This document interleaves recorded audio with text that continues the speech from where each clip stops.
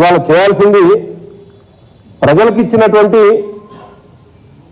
హామీలను నెరవేర్చాలి. కానీ దురదృష్టం ప్రజలకు ఇచ్చినటువంటి హామీలను నెరవేర్చడం పక్కకు వదిలేసి దాదాపు నెల రోజులు 2 నెలలుగా వస్తుంది. ఇంకా బీఆర్ఎస్ పార్టీ పైన, మా పార్టీ అధ్యక్షులు కేసీఆర్ గారి పైన, మా పార్టీ వైస్ ప్రెసిడెంట్ కేటీఆర్ గారి పైన, మా పార్టీ సీనియర్ లీడరు ఎమ్మెల్యేగా ఉన్నటువంటి హరీష్ రావు గారి పైన నోటికి వచ్చినట్టుగా మాట్లాడడం దురదృష్టకరం. ఇవాళ పిసిసి ప్రెసిడెంట్ గా ఉన్నటువంటి ముఖ్యమంత్రి హోదాలో కొనసాగుతున్నటువంటి రేవంత్ రెడ్డి గారి వ్యాఖ్యల్ని తీవ్రంగా ఖండిస్తా ఉన్నాం. బాధ్యత మర్చి మాట్లాడుతున్నటువంటి రేవంత్ రెడ్డి గారు బాధ్యతతోటి మీరు ప్రజలకు ఇచ్చినటువంటి హామీలని నెరవేర్చాలని ఒక బాధ్యత కలిగినటువంటి ప్రజల గొంతుకుగా మారినటువంటి మీరు ఇచ్చినటువంటి హామీలను మాత్రమే ప్రజల ముందు పెట్టి ఈ హామీలను నెరవేర్చాలని అడుగుతున్నటువంటి ప్రతిపక్షంగా మేము అడుగుతా ఉన్నాం. నిజానికి మాకేం తొందర లేదు. మేమే చాలా స్పష్టంగా 3వ తేదీ నాడే ఫలితాలు వచ్చిన మరుక్షణం చెప్పినటువంటి మాట,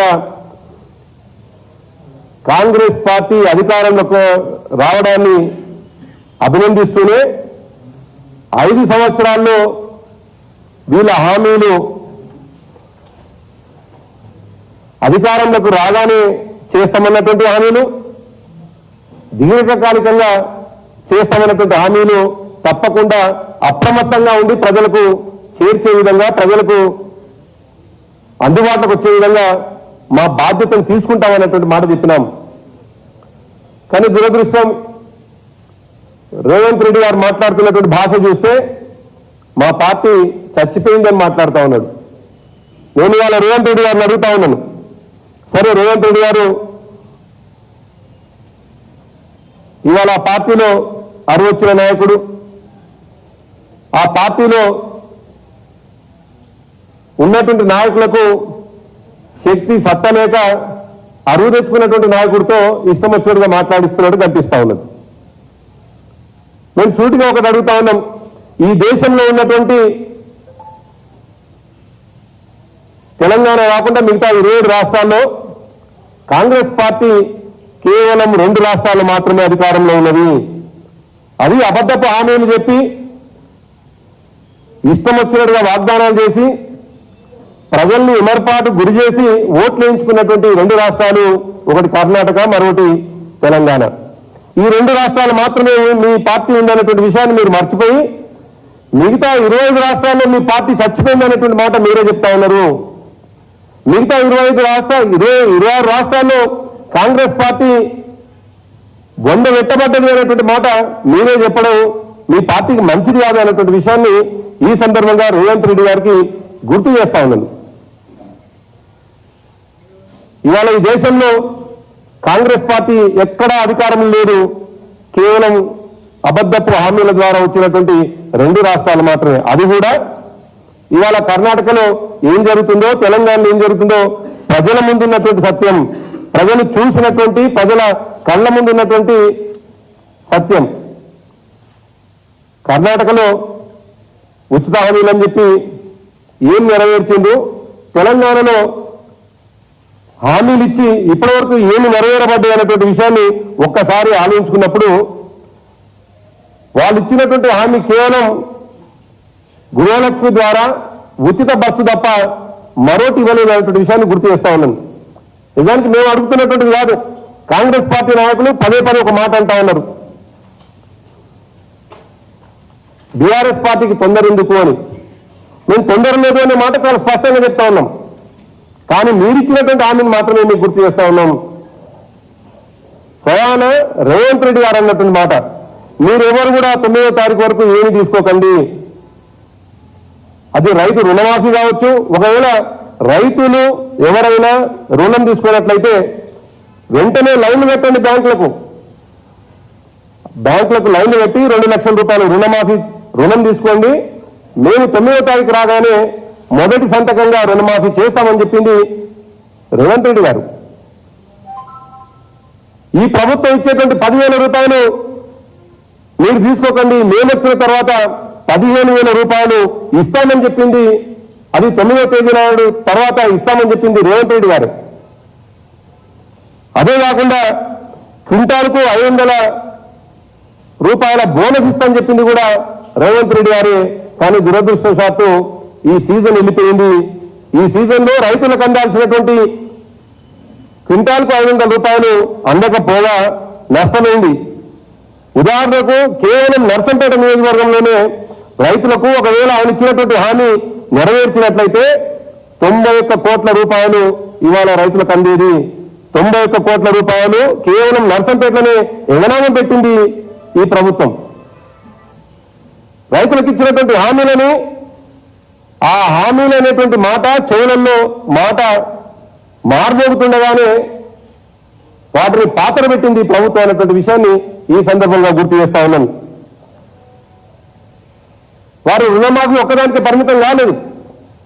చేయూత ద్వారా 2,000 నుండి 4,000 రూపాయలని, మహాలక్ష్మి పథకంలో కేవలం బస్సు ఉచిత ప్రయాణం తప్ప మిగతా 2,500 రూపాయలు ఇంకా ఇవ్వకపోవడం, 500 గ్యాస్ బండ, ఇవన్నీ కూడా వారిచ్చినటువంటి హామీలే. మాకు తొందరపడి మేము మాట్లాడటం లేదు, మాకు ఎట్లాంటి తొందర లేదు. 5 సంవత్సరాల కోసం అధికారం ఇచ్చింది కాంగ్రెస్ పార్టీకి ప్రజలు. అది ఎమరపాటుకు ఇచ్చేవారా లేదు, వాళ్ళ గోబెల్ ప్రచారానికి చెప్పిందే చెప్పి అబద్ధాలు చెప్పి అది నిజమని చెప్పించేటువంటి దాంట్లో భాగంగా వాళ్ళు ఓట్లు వేయించుకున్నారా, సరే అది ప్రజలు నిర్ణయిస్తారు. కానీ ప్రజలు ఇచ్చినటువంటి మ్యాండేటరీకి వాళ్ళకి ఇచ్చినటువంటి బహుమానం ఏంటి అంటే వాళ్ళకి ఇచ్చినటువంటి హామీలని ఎగనామం పెడుతున్నది ఇవాళ కాంగ్రెస్ పార్టీ. మరి మేము అడుగుతున్నటువంటి సందర్భంలో మా పార్టీని చచ్చిన పార్టీ అని, మా నాయకులు ఎక్కడైనా ఇది ఎత్తి చూపిస్తే పదే పదే మా నాయకులని ఆయన సంస్కారం మర్చి, ముఖ్యమంత్రి హోదాకు వచ్చినటువంటి విషయాన్ని మర్చి, పిసిసి అధ్యక్షుడిగా ముఖ్యమంత్రిగా ఉండను అనేటువంటి విషయాన్ని మర్చి బిల్లా రంగాలని పదే పదే మాట్లాడు మా పార్టీ నాయకులని. ఇది ఆ పదవికి శోభనివ్వదు అనేటువంటి విషయాన్ని ఈ సందర్భంగా ముఖ్యమంత్రి రేవంత్ రెడ్డి గారికి గుర్తు చేస్తా ఉన్నాను. మీరు డిసెంబర్ మొన్న 7వ తారీఖు కంటే ముందు ఇష్టమొచ్చినట్టుగా మాట్లాడవచ్చు, కానీ ఈ రాష్ట్ర ప్రజల పక్షాన ముఖ్యమంత్రిగా ఉన్నారు అనేటువంటి విషయాన్ని గుర్తుపెట్టుకోవాలి. బాధ్యత కలిగినటువంటి పదవిలో ఉన్నటువంటి వాళ్ళు బాధ్యతకు వ్యవహరించాల్సినటువంటి అవసరం ఉంటుంది. ఇంకా గత చరిత్రలాగే గతంలో ఉన్నటువంటి వాళ్ళలాగే మాట్లాడితే తప్పకుండా మీరు కోరుకుంటున్నట్టుగా మొన్న ఎమరుపాటుగా వేసినటువంటి ఓటుని రేపు వచ్చేటువంటి ఎంపీ ఎన్నికల్లో తప్పకుండా కాంగ్రెస్ పార్టీకి బుద్ధి చెప్తారు అనేటువంటి విషయాన్ని ఈ సందర్భంగా గుర్తు చేయదలుచుకున్నాను. ఈ విషయాలన్నిటిని కూడా మర్చిపోయి రేవంత్ రెడ్డి గారు ప్రజలకు షార్ట్ మెమోరీ ఉంటుంది అనుకుంటుండా, లేక ప్రజలు ఏం చెప్పినా మర్చిపోతారు అన్నటువంటి ఆలోచన పెట్టుకుంటా తెలియదు. కానీ ఈ హామీలన్నిటినీ తుంగలో దొక్కి ఈ హామీలు ఒకవేళ నెరవేర్చాలంటే మాకు మళ్ళీ 17 సీట్లు గెలిపించాలని చెప్పేసి మరొక మాట ఇవాళ తెలంగాణ ప్రజలకు తీసుకుపోయే ప్రయత్నం చేస్తా ఉన్నాడు. నిజానికి మీరు ఇచ్చినటువంటి హామీలు మొన్న ప్రభుత్వం తెలంగాణ ప్రభుత్వం రాగానే మేము చేస్తామన్నటువంటి మాటలే తప్ప ఎంపీ ఎన్నికల్లో మేము గెలిస్తే హామీలు నెరవేర్స్తామన్నటువంటి మాట మీరు చెప్పలేదు. ఆ విషయాన్ని గుర్తుపెట్టుకోవాలి. అంటే దీంతో అర్థమవుతా ఉంది ఇచ్చినటువంటి హామీలన్నీ కూడా కేవలం ఓట్ల కోసం మాత్రమే, ఎంపీగా ఎమ్మెల్యేలుగా గెలవడం కోసం మాత్రమే, తను ముఖ్యమంత్రిగా సీట్లో కూర్చోవడం కోసం మాత్రమే అబద్ధాలు వల్లించి ప్రజలకు హామీలు ఇచ్చింది అనేటువంటి విషయం తేటతెల్లమైపోయింది. నిన్న స్వయానా గాంధీ భవన్లో ఆయన మాట్లాడినటువంటి ప్రెస్ మీట్ లో చాలా స్పష్టంగా చెప్పినారు. ఆయన అన్నటువంటి మాటల్ని ఆయన్నే ఒకసారి చూసుకోవాల్సినటువంటి అవసరం ఉంది. సరిగ్గా 4 రోజులు కూడా కాలేదు, 4 రోజుల్లోనే ఆయన ఈ ప్రజల్ని మోసం చేసేటువంటి పద్ధతిని ఒక్కసారి కేంద్రంలో కాంగ్రెస్ అధికారంలో కూర్చుంటేనే తెలంగాణకు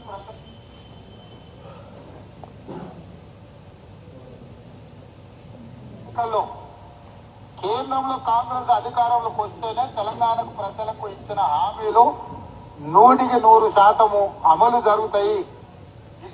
ఈ మాట రేవంత్ రెడ్డి గారు అంటే సరిగ్గా ప్రచారం జరిగి నెల రోజులు కూడా కంప్లీట్ కాలేదు, ప్రజలకు ఇచ్చినటువంటి హామీలు నెరవేర్చాలనేటువంటి సోయి లేదు, ఇచ్చినటువంటి హామీలు ప్రజలకు ఇచ్చిందే.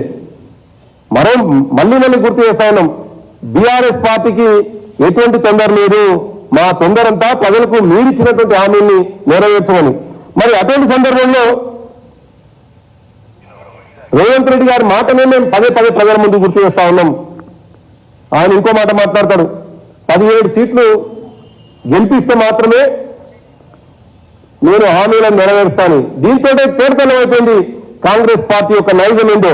కాంగ్రెస్ పార్టీ తెలంగాణ ప్రజలకు ఇచ్చినటువంటి హామీలను ఏ పద్ధతిలో మోసం చేస్తుందో, ఏ పద్ధతిలో బ్లాక్ మెయిల్ చేస్తా ఉందో ప్రజల్ని ముఖ్యమంత్రి సాక్షాత్తు పిసిసి అధ్యక్షుడిగా ఉన్నటువంటి రేవంత్ రెడ్డి గారి మాటల ద్వారా చాలా స్పష్టంగా అర్థమవుతోంది. ఇంకొక మాట మాట్లాడతారు రేవంత్ రెడ్డి గారు, సోనియా గాంధీ గారిని తెలంగాణలో నిలబెడితే ఏకగ్రీవం చేయాలనేటువంటి మాట. సోనియా గాంధీ గారి పట్ల ప్రజలకు గౌరవం ఉంది, తెలంగాణ ప్రజలకు గౌరవం ఉంది, తెలంగాణ ఇచ్చినటువంటి నాయకురాలుగా తప్పకుండా మేము గౌరవిస్తాం. కానీ మీరు ఈ ప్రతిపాదన పెట్టేటప్పుడు గుర్తుంచుకోవాల్సినటువంటి అనేక అంశాలు ఉన్నాయి. ఏ మాట అయితే ఇవాళ మాట్లాడుతున్నాడో, ఎవరినైతే ఏకగ్రీవంగా ఎన్నుకోవాలని చెప్పేసి అప్పీల్ చేస్తున్నటువంటి రేవంత్ రెడ్డి గారు సోనియా గాంధీ గారిని వందలాది మంది చనిపోయిన తర్వాత, వందలాది మంది అమరులైన తర్వాత, వందలాది మంది బలిదానం చేసుకున్న తర్వాత సాక్షాత్ ఇదే రేవంత్ రెడ్డి గారు సోనియా గాంధీ గారిని బలిదేవత అన్నటువంటి విషయాన్ని గుర్తుపెట్టుకోవాలి. సోనియా గాంధీ గారిని బలిదేవత అని చెప్పినటువంటి రేవంత్ రెడ్డి గారు ఇవాళ పిసిసి అధ్యక్షుడిగా ముఖ్యమంత్రి కాగానే ఆమె పట్ల వెంటనే ఆయన వైఖరి మారింది, ఆమెని ఏకగ్రీవం చేయాలని చెప్పేసి మాట్లాడతాడు. అంటే బలిదేవత అన్నటువంటి సోనియా గాంధీ గారిని ఏకగ్రీవం చేయాలని నీ ప్రతిపాదన నిజమని నువ్వు నమ్మితే, సరైనదని నువ్వు నమ్మితే, మరి వందలాది మంది బలి తీసుకున్నటువంటి తల్లిదండ్రులు ఉన్నారు తెలంగాణలో. అటువంటి తల్లిదండ్రుల్లో బలి తీసుకుని తమను కాల్చుకొని చనిపోయినటువంటి శ్రీకాంతాచారి తల్లి శంకరమ్మ హుజూర్నగర్ లో నిలబడితే, ఇవాళ పిసిసి అధ్యక్షుడు హోదాలో ఉన్నటువంటి రేవంత్ రెడ్డి గారు, ఆనాడు పిసిసి అధ్యక్షుడిగా హోదాలో ఉన్నటువంటి ఉత్తమ్ కుమార్ రెడ్డి గారు అందరం కూడా మేము అప్పీల్ చేస్తే శంకరమ్మ అమరుల కుటుంబం నుంచి పోటీ చేస్తా ఉంది, ఏకగ్రీవం చేయాలని చెప్పేసి మేము ప్రతిపాదన పెడితే అయాల తుంగలు పెట్టినారు, అయాల ఆ ప్రతిపాదనని పక్కకు పెట్టినారు. అంటే బలిదానం అయినటువంటి కుటుంబాలని, వారి అమరత్వం ద్వారా వచ్చినటువంటి తెలంగాణని అవమానించినటువంటి కాంగ్రెస్ పార్టీ నాయకులారా, ఇవాళ మీ ప్రతిపాదనలు ప్రజలు ఎట్లా అర్థం చేసుకుంటారో ఇది ప్రజల ముందు పెడుతున్నటువంటి అంశం తప్ప మేము తేల్చేటువంటి అంశం కాదు. మేము ప్రజల ముందు పెట్టదలుచుకున్నాం, చరిత్ర ఉన్నది, చరిత్రలో ఏం జరిగిందో కూడా ప్రజలకు గుర్తు చేయాల్సినటువంటి అవసరం ఉంది. కాబట్టి ఇవాళ బీఆర్ఎస్ పార్టీ బాధ్యతతోటి ఆ విషయాన్ని ప్రజల ముందు పెడతా ఉన్నది. ఇవాళ అమరుల కుటుంబాలు తెలంగాణలో ఉన్నాయి. అమరుల కుటుంబాలకు సంబంధించినటువంటి కుటుంబ సభ్యులు పోటీ చేసినప్పుడేమో ఒక వైఖరి లేదు, మీకు రాజకీయంగా మీకు సీటు కావాలి, ఉత్తరాదిలో ఎట్లాగూ కాంగ్రెస్ పార్టీ మొత్తం చచ్చిపోయింది, మీరు చెప్పినటువంటి భాషలో బొందబెట్టబడ్డది అనేటువంటి విషయం మీరు నమ్మిన తర్వాత మీ పార్టీ మాజీ అధ్యక్షురాల్ని తెలంగాణకు తీసుకొచ్చి నిలబెడతాం, తద్వారా పోటీ చేయిస్తే ఏకగ్రీవంగా ఎన్నుకోవాలి అనేటువంటి ప్రతిపాదన ఏదైతుందో మీరెట్లా దాన్ని జస్టిఫై చేసుకుంటారో మీరు ఆలోచించుకోవాల్సిందిగా ఈ సందర్భంగా గుర్తు చేయదలుచుకున్నాను. ఇవాళ తెలంగాణ ప్రజలకు తెలుసు, తెలంగాణ తెచ్చినటువంటి పార్టీగా తెలంగాణ హక్కుల కోసం పార్లమెంటులో ఎన్ని సందర్భాల్లో తెలంగాణకు రావాల్సినటువంటి నిధుల విషయంలో చాలా స్పష్టంగా మాట్లాడమో ప్రధానమంత్రి గారి దగ్గర కావచ్చు, మంత్రుల దగ్గర కావచ్చు, మా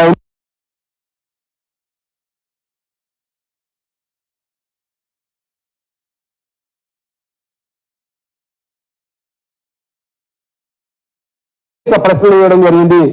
మేము అడగదలుచుకున్నాం, మీరు ప్రతిపక్ష హోదాలో ఉండి, దేశంలో ప్రతిపక్ష హోదాలో ఉండి రాష్ట్రానికి రావాల్సినటువంటి మీరిచ్చినటువంటి విభజన హామీల విషయంలోనే మీరు ఎన్ని ప్రశ్నలు పార్లమెంటు ముందు పెట్టినారు? మీరు ఎన్ని రకాలుగా తెలంగాణ ప్రభుత్వానికి సహకరించిందో ఒక్కసారి మీరు ఆలోచించుకోవాలని గుర్తు చేస్తా ఉన్నాం. ఆ మాటకు వస్తే బీఆర్ఎస్ పార్టీ దాదాపుగా 4754 ప్రశ్నలు వేసి తెలంగాణకు రావాల్సినటువంటి హామీలని నెరవేర్చాలని చెప్పేసి మెడలు వంచి కొన్ని హామీలను నెరవేర్చుకునేలా చేసింది కేవలం బీఆర్ఎస్ పార్టీ, బీఆర్ఎస్ గత ప్రభుత్వం. కానీ మీరు కేవలం వేసిన 2000 ప్రశ్నలైనా వంకర ప్రశ్నలు, తెలంగాణకు నష్టం చేసే ప్రశ్నలు, తెలంగాణలో ఉన్నటువంటి ప్రభుత్వాన్ని ఆత్మస్థైర్యం దెబ్బతీసేటువంటి ప్రశ్నలు, తెలంగాణకు రావాల్సినటువంటి హక్కులుగా రావాల్సినటువంటి నిధులని ఎగనామం పెట్టే ప్రశ్నలు, తెలంగాణని ఎడారిగా మార్చేటువంటి కుట్రలకు సంబంధించిన ప్రశ్నలు తప్ప కన్స్ట్రక్టివ్ గా తెలంగాణకు హక్కుగా రావాల్సినటువంటి విషయంలో ఏ ఒక్క రోజు కూడా ప్రభుత్వానికి సహకరించని మీరు ఇవాళ మా పార్టీ 17 సీట్లు గెలిస్తే మాత్రమే మేము హామీలను నెరవేరుస్తామని చెప్పడము ద్వంద్వనీతి అనేటువంటి విషయాన్ని ఈ సందర్భంగా గుర్తు చేస్తూ, రేవంత్ రెడ్డి గారి మాటలు ఇప్పటికైనా ప్రజలకు అర్థమైంది. ఇవాళ ప్రజలకు అర్థమైంది అంటే ప్రజల పక్షాన గొంతుగ్గా ఇవాళ తెలంగాణ పల్లెల్లో ఎక్కడైనా మా ప్రజాప్రతినిధులు సందర్భం వచ్చినప్పుడు మాట్లాడుతూ ఉన్నారు. మీరు ఇచ్చినటువంటి హామీని మాత్రమే గుర్తు చేస్తా ఉన్నారు. మీరు 9వ తేదీ వరకు చేస్తామని చెప్పినటువంటి హామీలనే గుర్తు చేస్తా ఉన్నారు. ఇంకా మీరు ఇచ్చినటువంటి 420 హామీలు ఏవైతున్నాయో, 420 హామీలు ఏవైతున్నాయో, 420 హామీలు ఏవైతున్నాయో ఇంకా ప్రజలు అడగాల్సినటువంటి అవసరం ఉన్నది, అడుగుతారు. మిమ్మల్ని కేవలం అడుగుతుంది మీరు ఇచ్చినటువంటి 6 హామీల్లో అమలు కానటువంటి హామీలు మాత్రమే. ఇప్పటికే ఒకదానికి ఎగనామం పెట్టేసినారు, పంగనామం పెట్టేసినారు తెలంగాణ నిరుద్యోగులకు. ఒకవైపు ప్రియాంక గాంధీ గారు ప్రభుత్వం రాగానే వెంటనే నిరుద్యోగ భృతి అని చెప్తే సాక్షాత్తు అసెంబ్లీ సాక్షిగా బట్టి విక్రమార్క గారు మేము ఎప్పుడూ మాట్లాడలేదు అని చెప్పేసి మాట్లాడంతో మీ 2 నాలుకల ధోరణితో తెలంగాణ ప్రజల్ని ఏ పద్ధతిలో మోసగించిందో ఆ మోసగించడం ద్వారా ఓట్లు వేయించుకొని ప్రజల్ని ఎట్లా ఇబ్బందులు పెడతా ఉన్నారో దాంతో అర్థమైపోయింది. అయినప్పటికీ తెలంగాణ ప్రజల దగ్గర ఇవాళ మీరు భగవద్గీతగా, మీరు ఖురాన్ బైబిల్గా భావించినటువంటి మీ హామీలు అవుతున్నాయో, 420 హామీలు అవుతున్నాయో ఆ హామీలు డెఫినెట్ గా అడిగేటువంటి హక్కు తెలంగాణ ప్రజలకున్నది, వారి పక్షాన పోరాడేటువంటి హక్కు మాకున్నది. కానీ మేము మాట్లాడుతుంటే మా మీద దాడులు చేస్తా ఉన్నారు. మేము మాట్లాడుతూ ఉంటే సాక్షాత్తు రక్షణగా నిలబడాల్సినటువంటి పోలీసుల చేత బయటికి నెట్టిచ్చేస్తున్నారు. దీన్ని తీవ్రంగా తెలంగాణ సమాజం ఖండిస్తున్నది. ఎన్ని ఎదురుదాడులకు గురైనా, ఎన్ని రకాల ఇబ్బందులకు గురైనా తెలంగాణ ప్రజల పక్షాన నిలబడేది బీఆర్ఎస్ పార్టీ. కారణం కోరి తెచ్చుకున్నటువంటి తెలంగాణలో 10 సంవత్సరాలను అధికారం చేసి అభివృద్ధికి దూరం అవుతున్నటువంటి సందర్భంలో ప్రజల పక్షాన తప్పకుండా బీఆర్ఎస్ పార్టీ నిలబడుతుంది. కాబట్టి రేపు వచ్చేటువంటి ఎన్నికల్లో 17 సీట్లలో 16 సీట్లని తప్పకుండా బీఆర్ఎస్ పార్టీని గెలిపించాలని చెప్పేసి ప్రజలకు విజ్ఞప్తి చేస్తా ఉన్నాం. Thank you. అదే ఇటువంటి హామీలు ఇవ్వడం ద్వారా, హామీలను తుంగలో తొక్కడం ద్వారా ఇవాళ ప్రజల ముందు పెడతా ఉన్నాం మేము. అందుకే 17 సీట్లు గెలిపిస్తేనే హామీలు నెరవేరుస్తామంటున్నటువంటి కాంగ్రెస్ పార్టీ కోటేస్తారా? లేదు 9 సీట్లని గెలిపించడం ద్వారా దాదాపు 4754 ప్రశ్నల్ని పార్లమెంట్ లో సంధించి తెలంగాణకు రావాల్సినటువంటి హక్కుగా రావాల్సినటువంటి నిధులను తీసుకొచ్చినటువంటి బీఆర్ఎస్ పార్టీకి ఓటేస్తారా? తెలంగాణ ప్రజల ముందున్నటువంటి సత్యం తప్పకుండా చేసేటువంటి హామీలని నెరవేర్చినటువంటి ప్రభుత్వం పట్ల మొన్ననే ఇచ్చినటువంటి హామీలను నెరవేర్చింది. రేపు 1 సీటు 2 సీట్లు గెలిచినా కానీ వీళ్ళు హామీలు నెరవేర్చారని చెప్పడానికి ఇదొక నిలువెత్తు నిదర్శనం. Thank you.